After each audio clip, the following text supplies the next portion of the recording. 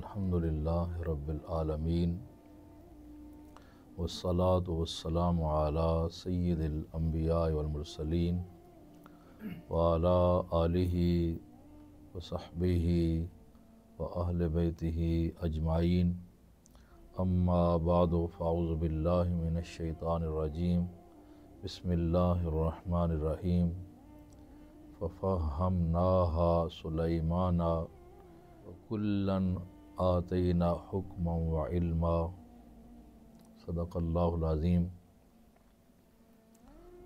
इन्नल्लाह व मलाइकतहु युसल्लूना अलन नबी या अय्युहल्लज़ीना आमनू सल्लू अलैहि व सल्लिमू तस्लीमा।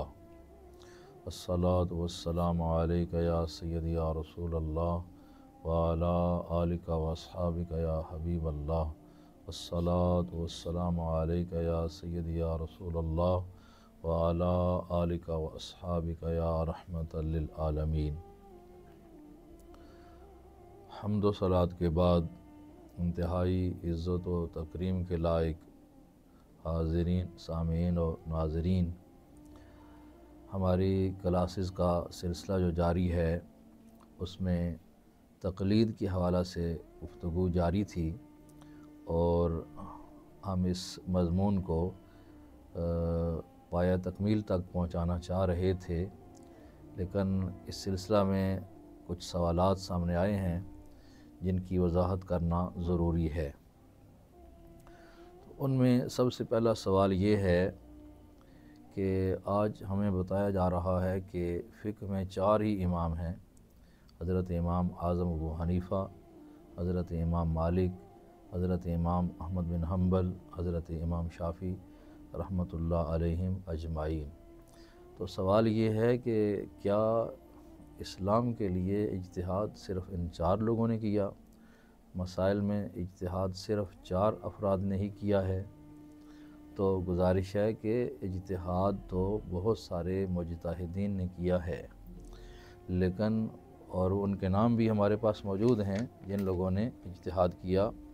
मसलन हज़रत इमाम सुफ़ियान सौरी रहमतुल्लाह अलैह, हज़रत इमाम सुफ़ियान बिन उयैना रहमतुल्लाह अलैह, हज़रत इमाम औज़ाई रहमतुल्लाह अलैह, हज़रत अब्दुल्लाह बिन मुबारक और इसके अलावा भी कसीर लोग हैं जिन्होंने इज्तिहाद फरमाया। लेकिन बात यह है कि वो जो आइम्मा बाकी हैं उनके फ़िक़्ह जो है ना वो तदवीन की शक्ल में नहीं आई, यानी उसको मुदव्वन नहीं किया गया, एक किताबी शक्ल नहीं दी गई उनके मसाइल को। तो एक तो ये बात कि उनके मसाइल को तदवीन की सूरत नहीं मिली और वो किताबी शक्ल में महफूज नहीं हुआ। दूसरा ये कि आज उन फ़िक़्ह वाले आइम्मा हज़रात की तक़लीद करने वाले उलमा नहीं मिलते जो उनके मसाइल के मुताबिक अवाम के मसाइल को हल फरमाएँ। तो इस वजह से कि एक तो उनके फ़िक़ही मसाइल की तदवीन नहीं हुई और दूसरा ये कि उनके फ़िक़्ह के उलमा आज मुयस्सर नहीं हैं, जिस वजह से उनकी तक़लीद नहीं हो रही। और ये जो 4 आइम्मा हज़रात हैं इनकी फ़िक़्ह तदवीन हुई और उसको किताबी शक्ल में जमा किया गया और फिर उनके शागिर्दों ने काम किया और करते आ रहे हैं। इसलिए इन 4 आइम्मा में से किसी भी इमाम की तक़लीद जो है वो जायज़ है। तो ये एक सवाल था कि क्या ये अजीब बात है कि सिर्फ़ 4 लोगों ने इज्तिहाद किया? नहीं, इज्तिहाद बहुत से लोगों ने किया, लेकिन इन 4 हज़रात की जो फ़िक़ही मसाइल हैं वो मुदव्वन हुए और वो किताबी शक्ल में आज ज़िंदगी के तमाम मसाइल उनमें मालूम हैं। जो बंदा जिस भी फ़िक़्ह इन 4 में से के मसाइल हासिल करना चाहे तो वो आज हासिल कर सकता है। इसलिए इन 4 हज़रात आइम्मा की तक़लीद होती है मसाइल फ़िक़ही में। दूसरा सवाल है कि जब तक़लीद जायज़ है, जैसा कि हमने कुरान और हदीस की रोशनी में इसको वाज़ेह किया कि तक़लीद जायज़ है और सहाबा के दौर में भी तक़लीद हुई है, तो कहा जाता है कि क्या ऐसा नहीं है कि कुछ मसाइल में एक इमाम की तक़लीद कर ली जाए और कुछ मसाइल में दूसरे इमाम की तक़लीद कर ली जाए, तो इसमें क्या हर्ज है? यानी हम अगर हनफ़ी हैं तो हम ये क्यों कहते हैं कि सिर्फ़ इमाम आज़म अबू हनीफ़ा रहमतुल्लाह अलैहि की तकलीद की जाए, और जो हम्बली हैं वह सिर्फ़ इमाम अहमद बिन हम्बल की ही तकलीद क्यों कर रहे हैं। तो यानी कि कुछ मसाइल में इमाम अबू हनीफ़ा की तकलीद करते, कुछ में इमाम शाफ़ी की तकलीद करते, कुछ में हज़रत इमाम मालिक की, कुछ में दूसरे आइम्मा हज़रात की करते। तो ये सवाल है कि जब तकलीद है तो इसको तकलीद शख्सी क्यों करार दे रहे हो, यानी एक ही शख्स के लिए ख़ास क्यों करार दे रहे हो। तो दोस्तों, आप हज़रात अगर जानने की तरफ जाएंगे ना, तो आप हज़रात को मालूम होगा खूब कि ये जो 4 आइम्मा में से हर एक की तकलीद के लिए बंदे ने अपने आप को ख़ास करना है, इसमें भी ख़ास इस्लामिक वजह है, ख़ास इस्लामिक वजह है। और वो वजह ये है कि इंसान का जो नफ्स है ये ख्वाहिश परस्ती की तरफ जाता है, बंदे को ले जाता है। तो ऐसा है कि एक शख्स एक इमाम की तकलीद करता है एक मसला में, और दूसरे मसला में उसे लगता है कि जिस इमाम की मैं तकलीद कर रहा हूँ इसके मसला में मेरे लिए मुशक्क़त है और दूसरे इमाम के मसला में मेरे लिए आसानी है, तो मैं ये मुशक्क़त वाला मसला छोड़ के कुछ देर के लिए तकलीद उनकी कर लेता हूँ। फिर जब उनकी तकलीद करते हुए कोई ऐसा मसला नज़र आएगा कि इनकी तकलीद में तो मुशक्क़त है, दूसरे इमाम की तकलीद में आसानी है, तो उसको छोड़कर फिर इसकी तरफ आ जाएगा। तो उलमाए उम्मत ने फरमाया, अगर ये इजाज़त दे दी जाए कि जिस इमाम की चाहो आप तकलीद करते जाओ, तो ऐसे तो बहुत सारे लोग अनजाने में और कुछ जानबूझ कर अपनी ख्वाहिश नफ्स के परस्तार हो जाएंगे, ख्वाहिश नफ्स की परस्तश होगी और उसके मुताबिक बंदा मसले हासिल करने की कोशिश करेगा, तो ऐसे तो दीन खिलौना बन जाएगा। तो अब ये एक बड़ा मसला था कि जनाब एक ही शख्स की तकलीद क्यों कर रहे हैं भाई, एक ही शख्स की वजह यह है। मसलन मिसाल सुनिए, आप ख़ुद समझ जाएंगे कि एक ही शख्स की तकलीद होनी चाहिए। सर्दियों का मौसम है, तो एक बंदे के जिस्म से खून निकल आया, वो हनफी फ़िक़्ह है और जिस्म से खून निकल आया। अब उसने जब अपनी फ़िक़्ह के मुताबिक मसला मालूम किया, तो हनफी उलमा ने जवाब दिया कि आपका वज़ू टूट गया है, वज़ू टूट गया है। वो भी बैठा सोच ही रहा था, तो कहीं से उसके सामने मसला आ गया कि इमाम शाफ़ी रहमतुल्लाह अलैह का मज़हब है कि वज़ू नहीं टूटता। तो अब बताएं कि जैसे अब तकवा उस तरह का नहीं है जैसे कि सहाबा और ताबीन के दौर में था, ठीक है, परहेज़गारी उस तरह की नहीं है, खुदा खौफी उस तरह की नहीं है, तो वो बंदा क्या चाहेगा, वो बंदा चाहेगा कि सर्दी का मौसम है, सख्त सर्दी लग रही है, तो इमाम अबू हनीफ़ा कहते हैं वज़ू टूट गया और इमाम शाफ़ी कहते हैं कि वज़ू नहीं टूटा, तो मुझे उनकी ही तरफ जाना चाहिए जिसमें आसाइश है, जिसमें सहूलत है। तो वो इस तरीके से अपनी नफ्स की पैरवी करते हुए इमाम शाफ़ी की तकलीद कर लेगा। जब इमाम शाफ़ी की तकलीद की और यही मौसम सर्दी का है, तो कहीं बावुज़ू होने की हालत में उसने किसी औरत को छू लिया, यानी उसने टच कर लिया, अपनी बीवी को ही कहो कि टच कर लिया, मस कर लिया, तो अब फ़िक़्ह इमाम शाफ़ी में यह मसला है कि वज़ू टूट गया और फ़िक़्ह इमाम अबू हनीफ़ा में मसला है कि वज़ू नहीं टूटा।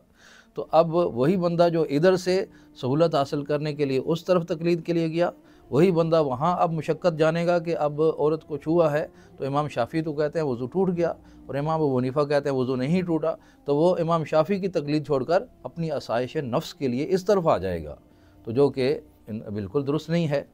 कोई भी ज़ी शऊर इंसान ये बात पसंद नहीं करेगा कि अपनी मर्ज़ी, अपनी ख्वाहिश नफ्स के मुताबिक बंदा दीन पर अमल करे। तो ये जो ख़राबी पैदा होनी थी ना, इस ख़राबी से बचाने के लिए उलमाए उम्मत ने कहा कि जो इमाम अबू हनीफ़ा का मुक़ल्लिद है तो तमाम मसाइल में उन्हीं की तकलीद करे, जो इमाम शाफ़ी का मुक़ल्लिद है तो तमाम मसाइल में उन्हीं की तकलीद करे, ताकि ये सिलसिला ही बंद हो जाए। और इस सिलसिला में अगर हमारी बात पर किसी को एतराज़ हो या इस पर समझने में कुछ दिक्कत महसूस होती हो, तो बड़ी फ़ैसला कुन शख्सियत है इमाम इब्न तैमिया। उन्होंने अपने फतावा इमाम इब्न तैमिया की जिल्द नंबर 2 में क्या लिखा, वो कहते हैं यकूनून फ़ी वक्तिन युक़ल्लिदून मन युफ़सिदुहु।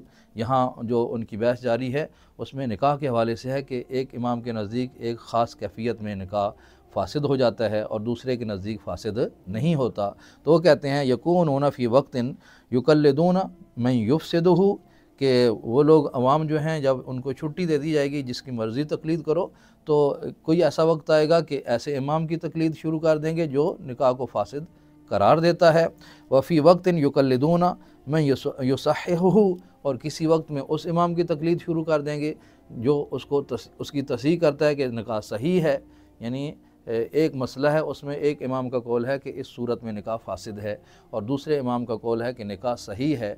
तो इमाम इब्न तैमिया रहमतुल्लाह अलैह कहते हैं कि ऐसे फिर आसानी तलाश करने के लिए एक बंदा एक वक्त जब उसे आसानी होगी कि इसमें फासिद हो जाए तो ये मेरे लिए आसानी है तो उस तरफ चला जाएगा, और एक ऐसा वक्त आएगा कि उसके लिए आसानी होगी कि निकाह सही होना चाहिए तो फिर उस तरफ चला जाएगा। तो वो कहते हैं कि बिहस्बिल गर्ज़ वल हवा, ये वो अपनी ख्वाहिश नफ्स के मुताबिक फ़ैसला ऐसे करेगा कि इसकी तकलीद कर लो, अब इसकी तकलीद कर लो। तो कहते हैं हम मिस्लु हाज़ा ला यजूज़ु बिइत्तिफ़ाक़िल आइम्मा, ये बड़ी सारी बात है। वो कहते हैं इस किस्म की जो तकलीद है ना, ऐसी तकलीद तमाम आइम्मा के नज़दीक बिल इत्तिफ़ाक़ नाजायज़ है। तो बात वही हुई जो मैंने बता दी कि अगर एक शख्सियत के बजाय चारों शख्सियात की तकलीद का मामला आए तो हर बंदा अपनी सहूलत तलाश करेगा, अपनी आसानी तलाश करेगा, जिससे दीन खिलौना बन जाएगा। लिहाजा एक ही इमाम की तकलीद करनी होगी और उसके ऊपर और उसकी तकलीद करें जिस पर आपको एतमाद है, ज़्यादा यकीन रखते हैं, ज़्यादा वसूक रखते हैं कि ये कुरान व हदीस से मसाइल अखज़ करते हैं। तो फिर सारे मसाइल में जिस पर एतमाद किया है तमाम मसाइल में उसी पर ही एतमाद करें। उम्मीद है कि यह मसला काफ़ी हद तक समझ आ गया होगा। और तीसरा सवाल है कि सब इमाम हक़ पर हैं तो सब हक़ पर कैसे? यानी इमाम अबू हनीफ़ा भी हक़ पर हैं एक ही मसला में, और उसी मसला में इमाम शाफ़ी भी हक़ पर हैं, तो ये कैसे हो गया? मसला एक है और इस तरफ मसले की कैफियत और है, दूसरी तरफ मसले की कैफियत और है, दोनों हक़ पर कैसे हो गए? तो इसके लिए हमें जब हम दीन सीखने के लिए आगे बढ़ेंगे, उलमा के कदमों में बैठेंगे, तो फिर इन मसाइल की वजाहत हो जाएगी। कुरान मजीद से बात पेश करता हूँ जो मैंने आयत तिलावत की है सूरतुल अंबिया में से, उसमें अल्लाह ताला ने जो इरशाद फरमाया पहले उसका मफ़हूम समझिए, फिर आयत में अल्लाह ताला ने जो बयान फरमाया वो आप समाअत फरमाइए। सूरत हाल ये है कि दौर है हज़रत सैयदना दाऊद अलैहिस्सलाम का, और आपके यहाँ जलवागर हैं आपके बेटे हज़रत सैयदना सुलेमान अलैहिस्सलाम, लेकिन अभी जो सिलसिला है शरीयत का वो हज़रत दाऊद अलैहिस्सलाम का चल रहा है। उनके मुताबिक दीनी मसाइल पूछे जा रहे हैं और उन पर अमल किया जा रहा है। तो हुआ ये कि उस इलाके में एक शख्स की खेती थी और एक की बकरियां थीं। वो जो बकरियों वाला था ना, उसकी बकरियां इसके खेत में पड़ गईं और सारी फसल उजाड़ के रख दी, बिल्कुल ख़त्म कर दी। अब वो खेती वाला शख्स हज़रत सैयदना दाऊद अलैहिस्सलाम के पास हाज़िर हुआ और अर्ज़ की, हुज़ूर वाला फ़लाँ जो हमारा भाई है उसकी बकरियों ने मेरी फसल उजाड़ दी है और कुछ भी नहीं बचा। तो अब उसके फ़ैसला के लिए जनाब हज़रत दाऊद अलैहिस्सलाम ने लोगों को बुला के तो आपने पूछा, भाई ये बताओ कि वो जो फसल ख़राब हुई है उसकी कितनी कीमत बनती थी, उसकी कीमत कितनी थी? बताया गया हुज़ूर इसकी इतनी कीमत है। फिर आपने पूछा कि ये जो बकरियां हैं इसकी, इनकी कीमत लगाओ, इनकी कितनी कीमत है? तो बताया गया इनकी इतनी कीमत है। अब जितनी कीमत बकरियों की बताई गई ना, उतनी ही कीमत ही फसल की, यानी बकरियों की कीमत और फसल की कीमत बराबर बराबर निकली। तो अब ये बिल्कुल ठीक फ़ैसला है, उनकी सोच के मुताबिक, फ़िक्र के मुताबिक सही फ़ैसला है, इल्म के मुताबिक। आपने फरमाया कि ये जो बकरियां हैं ना, ये खेती वाले को दे दो, क्योंकि इसकी खेती जो उजड़ी है उसकी कीमत इतनी ही थी जितनी बकरियों की कीमत है, लिहाजा ये बकरियां उसके हवाले कर दो।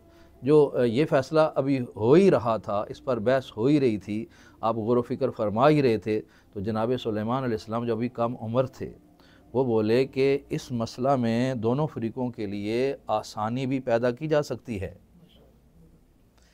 हज़रत दाऊद अलैहिस्सलाम बाप हैं, पैगम्बर हैं, वही का दौर है, उसके बावजूद यानी ये जो इज्तिहाद का सिलसिला है लोगों ने समझ रखा है कि ये आम सी बात है। नहीं, ये कुरान हदीस में है कि इज्तिहाद की इजाज़त है, इज्तिहाद में ख़ता हो जाए तो मुआफ़ी है, ठीक है। तो हज़रत दाऊद अलैहिस्सलाम ने अपना इज्तिहाद फरमाया और गौर व फ़िक्र करके फ़ैसला फरमाया कि बकरियां दे दो खेती वाले को। सुलेमान अलैहिस्सलाम बोल पड़े कि हुजूर इससे बेहतर भी इनके लिए फ़ैसला हो सकता है। आपने फरमाया आप बताओ। ये नहीं कहा कि तुम कौन होते हो, ठीक है। आपने फरमाया आप बयान करो। हज़रत सुलेमान अलैहिस्सलाम ने फरमाया कि ऐसे किया जाए कि जो बकरियों वाला है ना वो खेती उगाए, बकरियों वाला खेती उगाए, और जब तक वो खेती उस लेवल पर नहीं आ जाती ना जहाँ फना हुई है, तबाह हुई है, तब तक वो उस खेती की पूरी जो है ना तवज्जो उस पर रखे और उसकी तरफ ख्याल करे और उसे यानी बढ़ने की तरफ पूरी पूरी तवज्जो दे, और तब तक इसकी बकरियां जो हैं वो खेती वाले को दी जाएं, खेती वाले को दी जाएं और वो उनसे नफ़ा उठाए, ठीक है। जब खेती उस लेवल पर आ जाए जहाँ फना तबाह हुई है तो तब बकरियां बकरी वालों को वापस कर दो और खेती खेती वाले को दे दो। तो अब जो फ़ैसला आपने किया ना, तो अल्लाह करीम ने फरमाया फ़फ़हमना सुलेमाना, ये जो फ़हम दिया हमने दिया सुलेमान को, ठीक है। तो अब देखो आप इनमें से किसी को ना हक़ कह सकते हैं कि दाऊद अलैहिस्सलाम ने ना हक़ फ़ैसला किया और सुलेमान अलैहिस्सलाम ने हक़ पर फ़ैसला किया, ऐसे नहीं कह सकते। वहाँ भी इज्तिहाद है और यहाँ भी इज्तिहाद है, और रब ताला ने हालांकि दाऊद अलैहिस्सलाम का इज्तिहाद जो है वो ख़ता पर है और हज़रत सुलेमान अलैहिस्सलाम का इज्तिहाद दुरुस्त है, हक़ है, उसके बावजूद हज़रत दाऊद अलैहिस्सलाम जो हैं उन पर किसी किस्म का जुर्म नहीं है, उन पर किसी किस्म का गुनाह नहीं है, वो ख़ताकार नहीं है, इसलिए कि उन्होंने इज्तिहाद किया है और ख़ताए इज्तिहादी की मुआफ़ी है। तो इसीलिए रब ने उनके बारे में ये यानी फ़ैसला अलग अलग होने के बावजूद क्या फ़रमाया, वकुल्लन आतैना हुक्मा व इल्मा, हमने ये फ़हम तो सुलेमान अलैहिस्सलाम को दिया, लेकिन हमने उनमें से हर एक को हिकमत और इल्म से नवाजा है, ठीक है। तो उनकी शान बयान की, यानी इज्तिहाद में कमी आने के बावजूद भी उनकी शान बयान की। तो आप अंदाज़ा लगाएं इस किस्म का अगर फ़ैसला कुरान मजीद में मौजूद है और वहाँ पैगम्बरान आली शान मौजूद हैं, तो फिर भी उम्मत में यह परेशानी हो कि इज्तिहाद की इजाज़त है नहीं इजाज़त, तो फ़लाँ की तकलीद क्यों कर रहे हो, फ़लाँ हक़ पर है तो फिर दूसरा हक़ पर कैसे। आप बताओ अगर इमाम अबू हनीफ़ा हक़ पर हैं और इमाम शाफ़ी भी हक़ पर हैं और दोनों के मसाइल में आपस में टकराव है, आपस में टकराव है, तो क्या दाऊद अलैहिस्सलाम और सुलेमान अलैहिस्सलाम के मसाइल में टकराव है कि नहीं। उसके बावजूद किसी पर भी कोई इल्ज़ाम नहीं है, दोनों ही बरहक हैं, दोनों ही बरहक हैं, इसलिए कि उन्होंने भी इज्तिहाद किया और उन्होंने भी इज्तिहाद किया। ये है सूरतुल अंबिया से आयत नंबर है 78 और 79। ये कोई बंदा भी पढ़ना चाहे अपने लिहाज से उनका मुताला कर सकता है। आगे दूसरी बात जो कुरान मजीद से ही पेश करना चाहता हूँ तकलीद और ख़ताए इज्तिहादी के लिहाज से, वो ये है कि बदर में जंग हुई, जंग के दौरान 70 काफिर कत्ल कर दिए गए, और जब 70 काफिर कत्ल हुए और भगदड़ मची, दौड़े, तो कुछ सहाबा किराम जो अभी नए नए मुसलमान थे उन्होंने नबी सल्लल्लाहु अलैहि वसल्लम से पूछे बगैर वो माल गनीमत की तरफ रग़बत कर ली, काफिरों का माल लूटना शुरू कर दिया।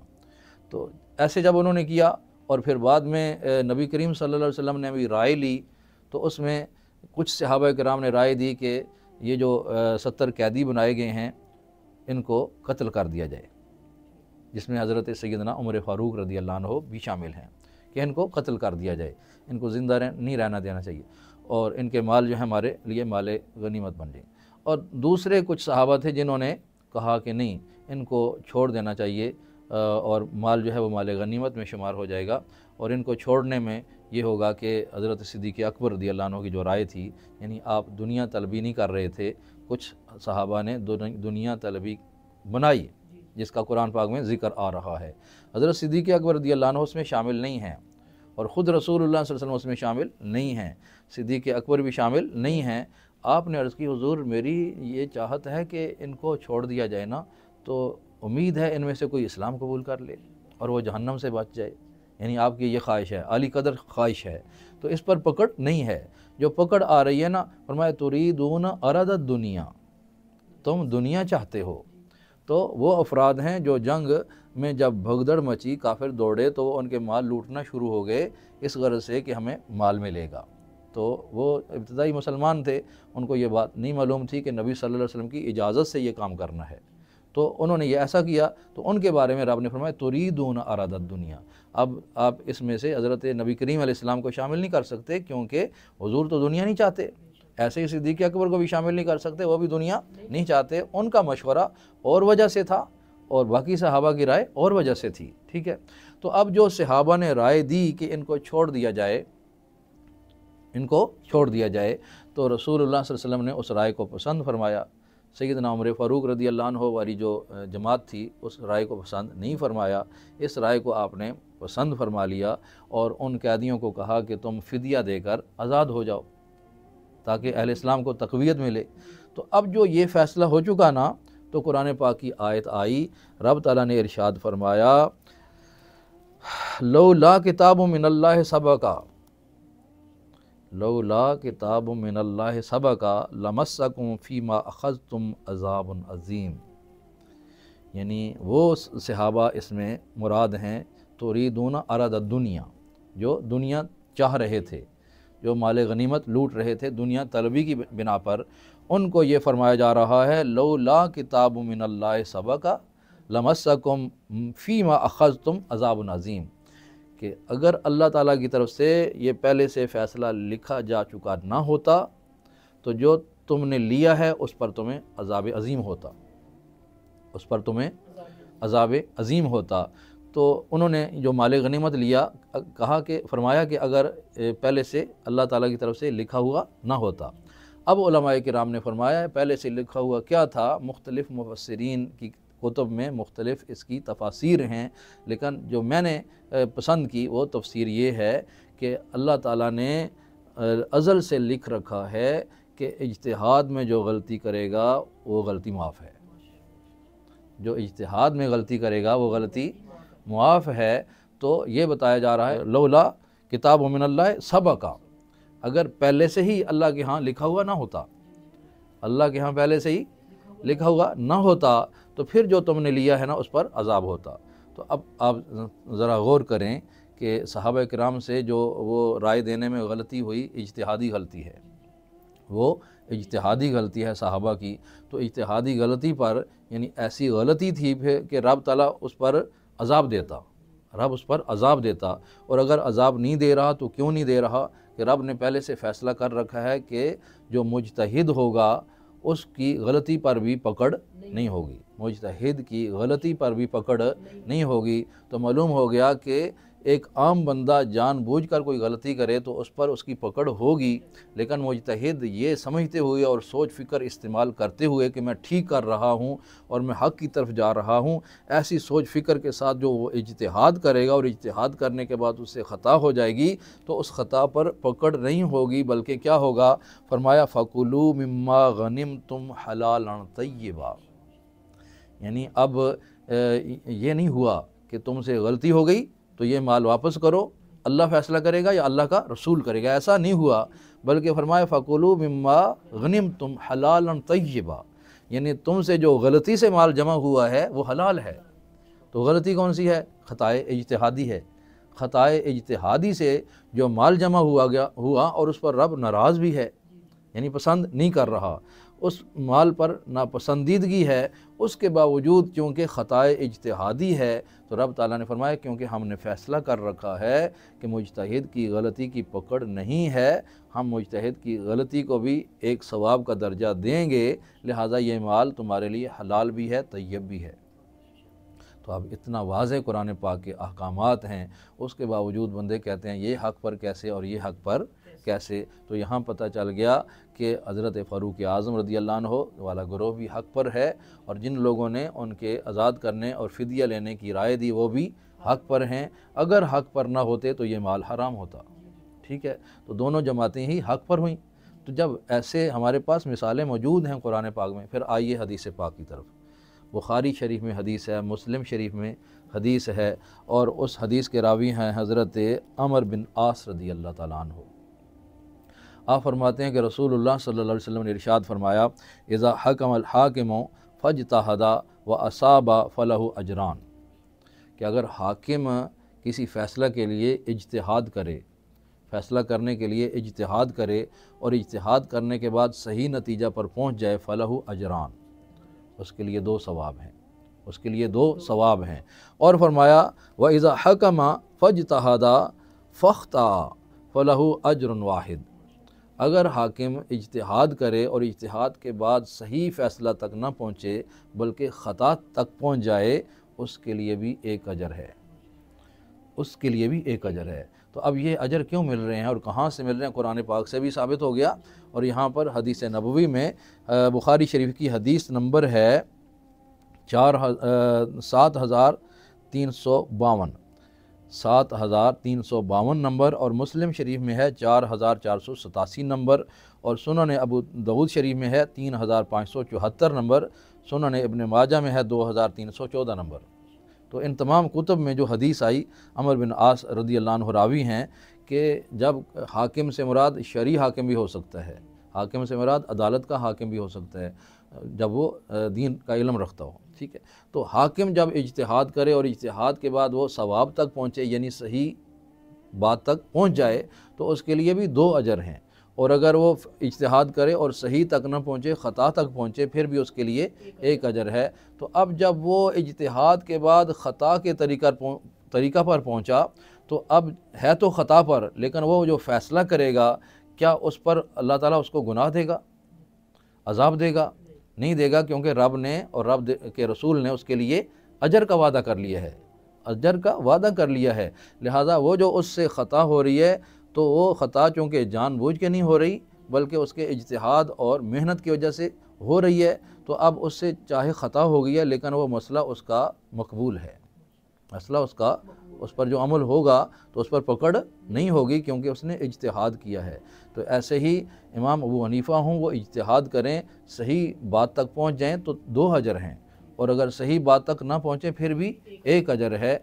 तो अब ये मसला के लोग कहते हैं कि इमाम अबू हनीफ़ा की रफ़ा यदैन ना करने में पैरवी हो रही है और रफ़ा यदैन करने में इमाम शाफ़ी की पैरवी हो रही है। तो ये बात समझ में नहीं आती। लोग कहते हैं ये बात समझ में नहीं आती कि ये रफ़ा यदैन ना करने वाले भी सही हों और ये रफ़ा यदैन करने वाले भी सही हों। तो उसके लिए ये हदीस है बुखारी की, मुस्लिम की रवायत है कि इमाम अबू हनीफ़ा ने भी रफ़ा यदैन में इज्तिहाद किया, इमाम शाफ़ी ने भी रफ़ा यदैन में इज्तिहाद किया। एक उनमें से इज्तिहाद में दुरुस्त है और दूसरा ख़ता पर है, दूसरा ख़ता पर है। तो अब जो दुरुस्त सिमत पर है उसको तो 2 अजर मिले और उसकी पैरवी करने वाला तो बिल्कुल ठीक है, लेकिन जिसकी इज्तिहाद में ख़ताए इज्तिहादी आ गई, ख़ताए इज्तिहादी आ गई, इस शख्स की पकड़ नहीं है, इस शख्स मुज्तहिद की पकड़ नहीं है। अब ये मसला जिसको बताएगा और जो इसके बताने पर अमल करेगा उसकी भी पकड़ नहीं है। ये आज के इस दौर में बात जानना इंतहाई ज़रूरी है कि अगर कोई किसी का मुक़ल्लिद, किसी मुज्तहिद का मुक़ल्लिद होकर किसी ऐसे मसले का जो है ना इर्तिकाब कर ले जो कि हकीकतन ठीक नहीं है, तो वो मुजरिम होगा, वो मुजरिम। उसे चाहिए था किसी इल्म वाले से बात करता, इल्म वाले से पूछता कि मैं कैसे अमल करूं, उसकी राय के मुताबिक अमल करता तो और बात थी। और वो अज़ ख़ुद कहता है मैं कुरान और हदीस से मसाइल निकाल लेता हूँ। तो अब जो अगर वो खुदा न खास्ता वो ऐसा अमल होता है जिसमें उसकी जिस तरफ राय जा रही है और देख रहा है कि मैं ठीक जा रहा हूँ और हकीकतन वो गलत है, तो उस पर उसकी पकड़ होगी, उस पर उसकी पकड़ होगी, क्योंकि ये पकड़ ना होना सिर्फ इजाज़त है मुज्तहिद को। तो लिहाजा ये जो मुज्तहिद है ये सही जो है ना मसले तक पहुँच गया तो इसकी तो टेंशन ही नहीं है, और वो जो दूसरा मुज्तहिद है वो ख़ताए इज्तिहादी तक पहुँचा, लेकिन जो उसने मसला इस्तिंबात किया है, उसमें इज्तिहाद किया है, उस मसले को जिस शख्स को बताएगा कि ये मसला ठीक है, मैंने इसमें इज्तिहाद किया है, तो जो लोग उस पर अमल करेंगे अब उनकी भी पकड़ नहीं होगी। लिहाजा इमाम अबू हनीफ़ा के पैरोकारों की भी पकड़ नहीं होगी, इमाम शाफ़ी के पैरोकारों की भी पकड़, और जो गैर मुक़ल्लिद हैं उनकी पकड़ होगी। कि उन्हें चाहिए था कि किसी ऐसे शख्स के साथ ताल्लुक़ बनाते जो मसाइल को इस्तिंबात कर सकता है, इज्तिहाद कर सकता है। तो मेरा ख़्याल है कि ये बड़ा मसला समझा जाता है, जिसको मैंने कोशिश की है समझाने की। समझ आ गया होगा कि जो हम किसी भी इमाम की पैरवी कर रहे हैं और उनके मसाइल में अगर इज्तिहादी ख़ता भी आ गई है तो उस इज्तिहादी ख़ता की बुनियाद पर उनको भी माफ़ी है, और जो उन पर एतमाद करते हुए उस पर अमल करेंगे उनको भी माफ़ी है। तो ये है मुक़ल्लिद होने का फ़ायदा। तो इस पर मैं मज़ीद जो हदीस पेश कर रहा हूँ, ये आखिरी हदीस शरीफ है, तो इंशाअल्लाह इसमें तसल्ली हो जाएगी कि एक ही मसला पर कुछ लोग और अमल करें तो भी ठीक है, और दूसरे कुछ और अमल करें वो भी ठीक है। तो ये हालांकि उम्मत में इस वक्त बड़ा परेशानी का मसला बना हुआ है। तो इस सिलसिला में हदीस है बुखारी शरीफ की, हदीस नंबर है 4119, और मुस्लिम की रवायत है 4602 नंबर। तो हदीस क्या है? हदीस के रावी हैं हज़रत अब्दुल्लाह इब्न उमर रज़ी अल्लाह अन्हु। तो सारा मफ़हूम क्या है? मफ़हूम ये है कि जंग अहज़ाब हुई, ग़ज़वा अहज़ाब ख़त्म हो गई, इस्लाम को अल्लाह ने कामयाबी अता फ़रमाई। नबी करीम सल्लल्लाहु अलैहि वसल्लम अपने काशान अक़दस पर तशरीफ़ लाए, असलहा उतार के रखा, नहाने का इरादा फ़रमा रहे हैं तो जिब्रील आ गए। अर्ज़ की, या रसूलल्लाह सल्लल्लाहु अलैहि वसल्लम, हमने तो अभी असलहा उतारा नहीं है, यानी हुज़ूर की खिदमत के लिए आए हुए थे, हमने तो असलहा उतारा नहीं है, तो हुज़ूर अभी तो काम बाकी है। तो नबी करीम अलैहिस्सलाम ने फरमाया, अब किस तरफ का इशारा है? तो हज़रत जिब्रील ने कहा, बनु कुरैज़ा की तरफ। बनु कुरैज़ा जो यहूदियों का कबीला था, उस तरफ का इरादा है। तो नबी करीम अलैहिस्सलाम ने हज़रत बिलाल को हुक्म दिया कि ऐलान कर दो कि सारे अफराद फ़ौरन तैयार होकर बनु कुरैज़ा की तरफ निकलें, और सबको ऐलान कर दो। क्या ऐलान है? ला युसल्लियन्ना अहदुन अल अस्रा इल्ला फ़ी बनी कुरैज़ा। ऐलान करो कि तुम में से कोई शख्स भी असर की नमाज नहीं पढ़ेगा मगर बनु कुरैज़ा में, यानी असर की नमाज बनु कुरैज़ा में पढ़नी है। जल्दी से निकलो, सब ने असर की नमाज बनु कुरैज़ा में पढ़नी है, ये ऐलान हो गया। अब सहाबा हुक्म के तामील में दौड़ते थे कि कब हुक्म आए और हम कुर्बान होने के लिए तैयार हो जाएं। सब सहाबा निकले, रास्ते में पहुँचे तो महसूस हुआ कि असर की नमाज का वक़्त जो है बनु कुरैज़ा में पहुँचे तो ख़त्म हो जाएगा, बनु कुरैज़ा में पहुँचे तो वक़्त ख़त्म हो जाएगा। तो कुछ सहाबा ने कहा कि चूँकि वक़्त ख़त्म हो रहा है और नमाज को वक़्त में ही अदा करना होता है, ये अब इज्तिहाद हो रहा है, ये इज्तिहाद हो रहा है कि नमाज का वक़्त ख़त्म हो रहा है और नमाज की अदायगी वक़्त के अंदर करनी होती है। लिहाजा नबी करीम सल्लल्लाहु अलैहि वसल्लम का ये फरमान नहीं था कि नमाज ही वक़्त में नहीं पढ़नी और वहाँ जाके पढ़नी है बेवक़्त, ये नहीं था हुज़ूर का मकसद, ये मुराद नहीं थी।